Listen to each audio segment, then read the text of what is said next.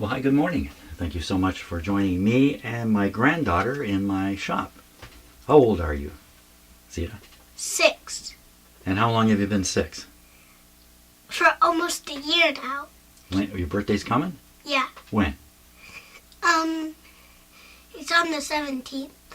Of this month? Yeah. So you're almost 7. Yeah. Very good. Okay, I got something on my bench there in front of you. You've been looking at it for a bit, this thing here. I'm just going to move the camera here, Zita, and then we're going to take a close look at that thing. What's in front of you is one of the greatest mysteries. It actually kind of looks like a light bulb. It does. So let's take a good look at it. What do you see there? It's like a light bulb, but with like squares that can spin. Yeah. What do you know about the squares? What can you see? Wait, one side's black and one side's white. Exactly. Now, that thing is spinning and there's almost nothing. But by the way, there's not much air inside this. There's almost no air inside this bulb. That's so it can spin very freely. It doesn't get the air doesn't hassle it. So it's turning right now, but it's coming to a stop. So do you see the 4 things? What are they connected to here in the middle? It's like there's like a sharp pointy thing with like a cylinder, like it almost looks like glass and plastic cylinder to that makes like the squares attach so they could spin. Yeah, it's like there's a little glass cup in there upside down. And they have this needle coming up, right? And then they put the cup over top. Now I got a hole in my cup, not in this glass one here. So all there is the very point touching glass. There's almost no friction. You know what friction is? Friction. So if this were ice, right? My hand would go like that on it. But my hand doesn't. It goes like this. This surface has a lot of friction. Ice has almost no friction. This thing has almost no friction. That means this thing can turn with almost no power being put on it. Okay. This was first discovered or invented, or whatever the word might be, back in the middle 1800s. Now I'm not sure of the date, but something like that. You know how long ago that is? If it was 1850, let's say this was first discovered in 1850, how long ago would that be? Over 100 years ago. Yeah, way over 100 years now. Yeah. Getting close to 200 years. And I'm going to tell you now, all kinds of people have looked at this thing. This is not an obscure thing. You find these in schools and everywhere. Nobody knows how it works. But it's not doing anything. Take a close look at it with this flashlight. Go ahead. Just shine the flashlight on it. Oh, get it so it's not flashing. Okay, right up close. Right up close. Right on the veins. This way. What's happening? It's moving. How come? I think it has something like, there are just little holes that the light can go through. And because there's energy in light, so it's kind of pushing them a bit. Your explanation's not bad, but I'm telling you, every explanation everybody has come up with has been proven to be false or has problems. Doesn't quite explain everything. Almost 200 years people have looked at this thing. Let's make this stronger. I'll use this thing to make it more strong and shine it now. Try and shine it over this way. It's just a little better for the camera. Now, there's been all kinds of ideas about how this works. You're not shining it right on the things, right on the veins, okay? If we put this outside in the sunshine, it goes like crazy. I mean, it just spins like crazy. Like, Let's put another flashlight on it. like, Yeah. Okay. You shine yours, I'll shine mine. Right on the, yeah. Just hold steady. huh? Yeah, shine it right on the thing there. Yeah. I mean, these are only flashlights. There it goes. So, are you saying that the light coming out of these flashlights is pushing on these things? Yeah, because I think there's like many holes. Like, just teeny tiny holes, you can't even see them. Teeny tiny holes where? Like all over, that you can't even see them. Mm-hmm. So what is it about the holes? Because usually there's like a lot of, heat in light. Like, it's like 90% of it is heat, but 10% of it is light. You think so? Yeah, my dad told me that. I don't feel any heat. I see a lot of light.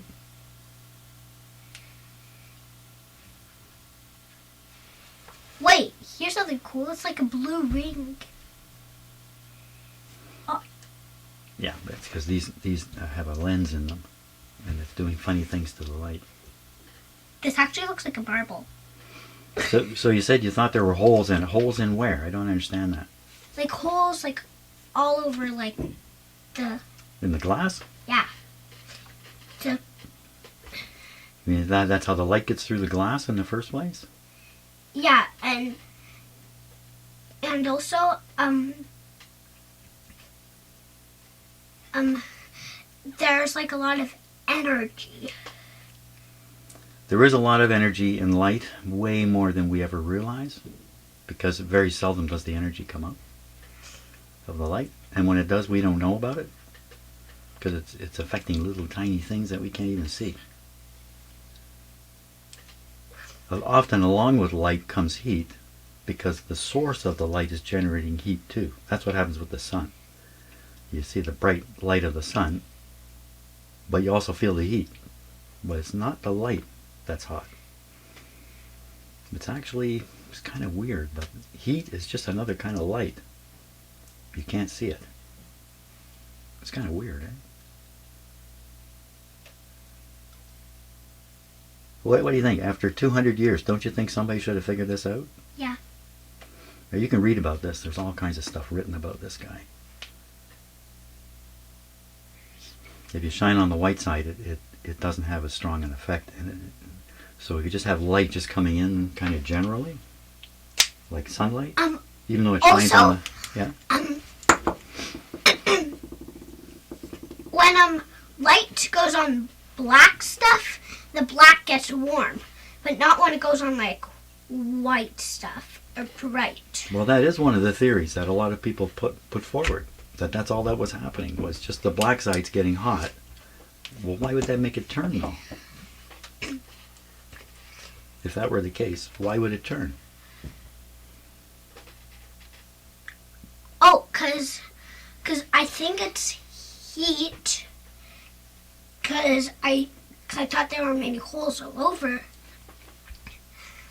the glass part. So heat can like make things move. Well, I think what people have thought is, remember I said there was a very little air in here, but there is some air in here. And so what people have thought is the light is heating up the black side, like you said, and then the air inside there is being affected, is bouncing off the hot surface, so to speak.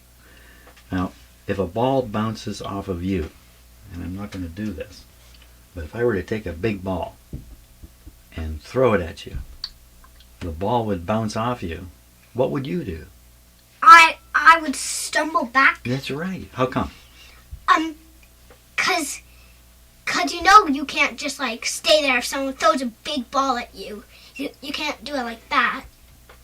You'll have to stumble back because like the ball pushes you to bounce back. So if you had a hot surface here and a little air molecule, a little tiny, we can't see them of course, right? Bounces off the surface because the surface is hot. What is the surface going to do? the surface is hot. So you picture, here's the hot surface, and here's the little molecule coming along, just doing this, and it gets to the hot surface and goes boing off the surface. What does the surface do?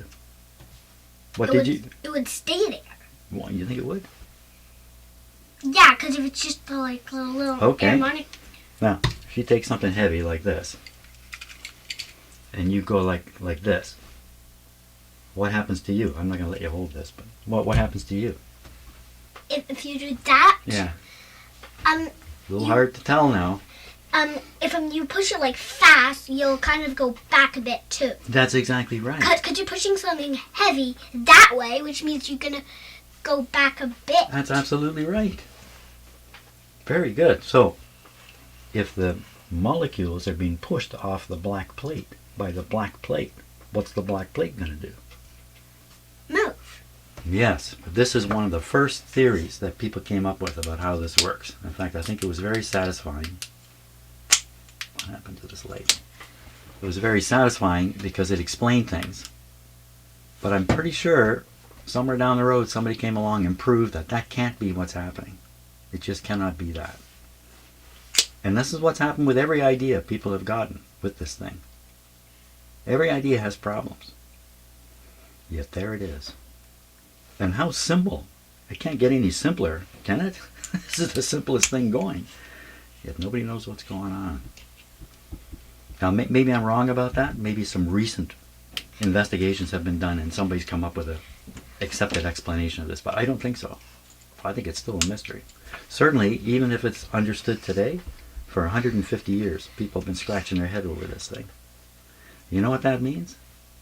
There's mysteries in this world that are really hard to solve. Yeah. And the world is not running out of mysteries, let me tell you. It is not. You know what happens when somebody looks into something like this very closely and studies it? They start finding out more mysteries, more things happening, more stuff. And the situation just gets more and more complicated. And I think interesting. Wait, there's not. It's not just like the. It's not just the tube there. There's like a bronze ring to attach the squares. Well, it does look bronze, eh? Yeah. Yeah, I see it, yeah. Maybe, you know what, maybe it's magnetism. Let me get a really strong magnet here.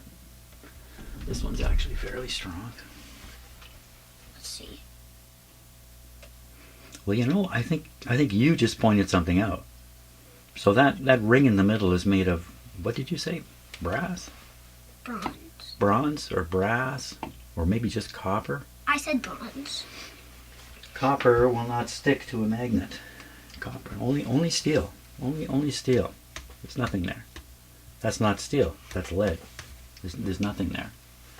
So the reason they put copper in there is to make sure there was no magnetism effect. I'm pretty sure that's what you discovered. Because if they put steel in there, somebody's going to say right away, oh, it's just magnetic effects of some sort. But they use a material that's non-magnetic. Most materials are non-magnetic. You know, that's an even weirder thing, now that we're talking about it. Let's go a little bit with that. Here's two little magnets. Here. Grab these two magnets. What is happening there when you push them together? They won't go together because it's either north-north or south-south because the north-north magnets don't go together. I think it's because they're made out of different magnets. But what is it you're feeling? There's nothing between them, but it feels like there's something between them. What is it? It's like there's like something. It's almost like a strong person like pushing these two away. It kind of feels like that. But they're not even touching. Now, you can't feel somebody until they touch you. Or can you? Nope. You're going to hear about magnetism all your life. Huh? And I'm going to tell you, I'm going to give you a mystery. You ready? There's really no such thing as magnetism. It's an electric field.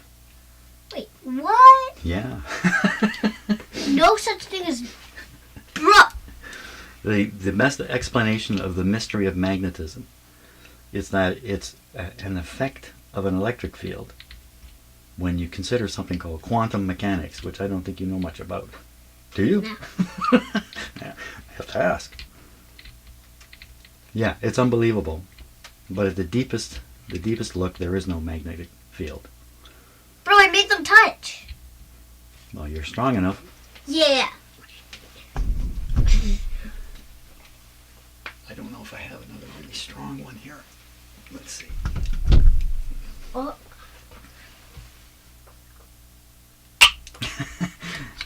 They're not very strong. But, so this one, when you look at these, okay, that's one end, right? Yeah. And that's the other end. So one's north, one's south. Look at these magnets. Bro, but look at this one, huh? Well, they're hollow. Oh my gosh. So look at these ones. Where's the north and where's the south? No.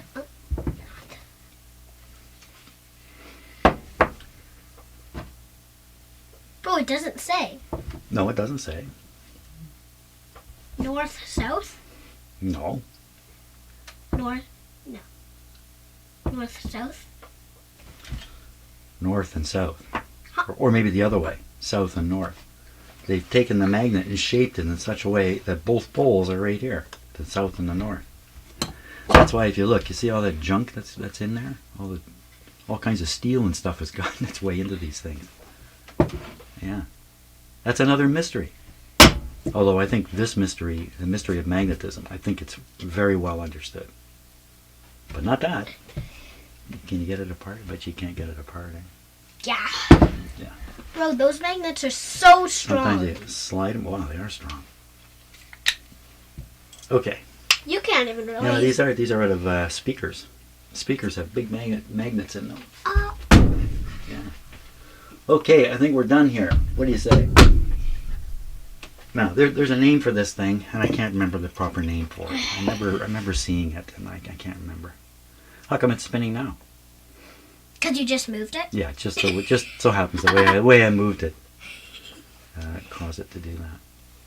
Which makes Okay. a lot of sense, because usually when you move things that have like that they can and they can spin, like when you move them, like they can spin. Yeah. Okay, are we all done? I think so, because we have to go eat breakfast now, don't we? Okay. Say goodbye to all the nice people who watched your video, and maybe in a year we'll do another one. Bye. Bye-bye. Thanks a lot for watching.